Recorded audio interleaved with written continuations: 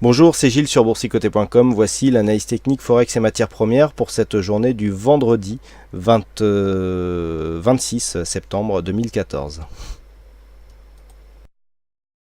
Nous commençons donc par la paire de devises euro-dollar, donc qui enfonce encore une fois la zone qu'elle a testée hier. Donc on assiste vraiment à une grosse phase d'accélération sur l'euro-dollar qui s'approche désormais, qui a cassé ici la zone des 1,27 qui avait été testé hier, et donc en approche du prochain support qui se situe à 1,2673.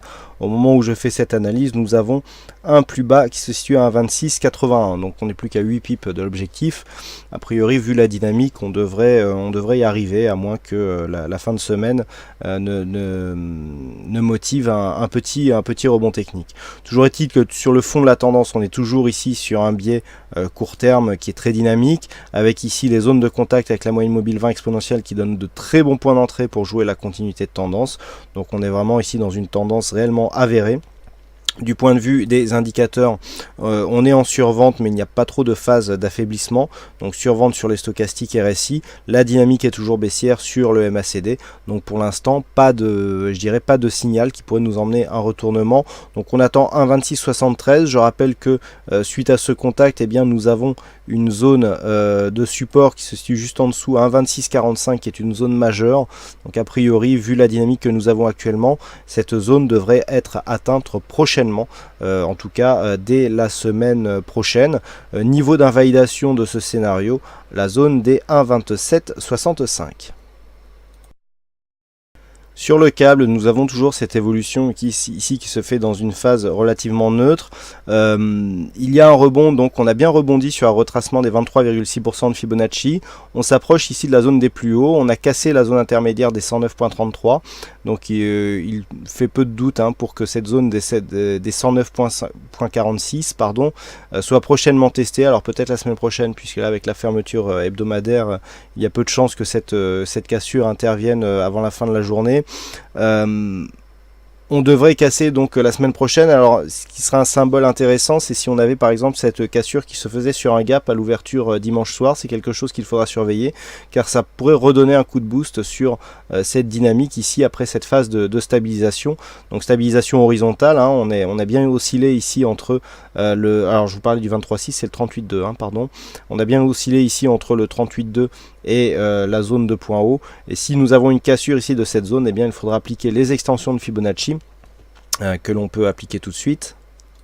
Donc les extensions de Fibonacci donc sur la phase de consolidation pour vérifier au niveau des extensions. Donc on aura un objectif à 110,21 sur une rupture ici de cette zone des 109,46. Ce scénario sera invalidé si on arrivait à une cassure ici de cette zone de point bas à 108,26.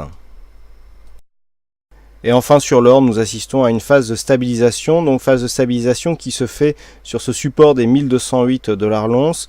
On oscille donc entre ces 1208 et ces 1228, puisque dans la nuit, on est revenu encore une fois tester cette zone de résistance. Alors, nous sommes quand même dans une tendance qui est fortement baissière. On a eu une bonne dynamique cette semaine qui a ramené donc les cours sur cette zone des 1208 $ l'once. On a un petit peu oscillé ici, enfin c'était surtout les semaines précédentes que nous avions une belle phase de baisse.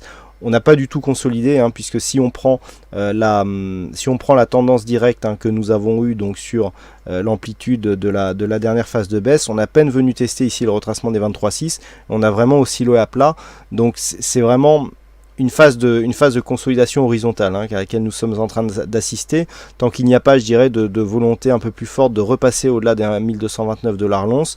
On peut attendre ici une rupture de cette zone des 1208 pour aller marquer de nouveaux plus bas, notamment du côté des 1180 $ l'once. Donc pour l'instant, nous sommes dans une phase de stabilisation. Si les cours venaient à casser ici cette zone, on aura un objectif à 1242 $ l'once, 1240,42, puisque nous avons ici une zone horizontale à 1240,50, 1242 étant le retracement à 38,2% de Fibonacci.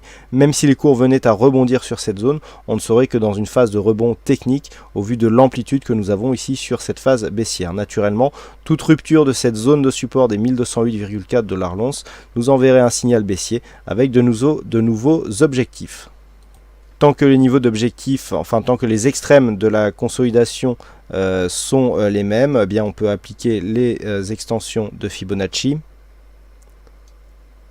Voilà, dans le bon sens, ça va beaucoup mieux. Et donc, on voit ici que l'extension de Fibonacci appliquée sur la phase de consolidation nous donne ici un objectif à 1192 $ l'once pour une zone de support horizontale à 1187 $ l'once. Voilà donc ce que nous pouvons dire sur cette analyse technique Forex et matières premières. Il ne me reste plus qu'à vous souhaiter à toutes et à tous une bonne soirée, bonne chance dans vos prochains trades et bon week-end. Et on se retrouve donc dès la semaine prochaine pour d'autres analyses techniques en vidéo. Bon week-end à tous.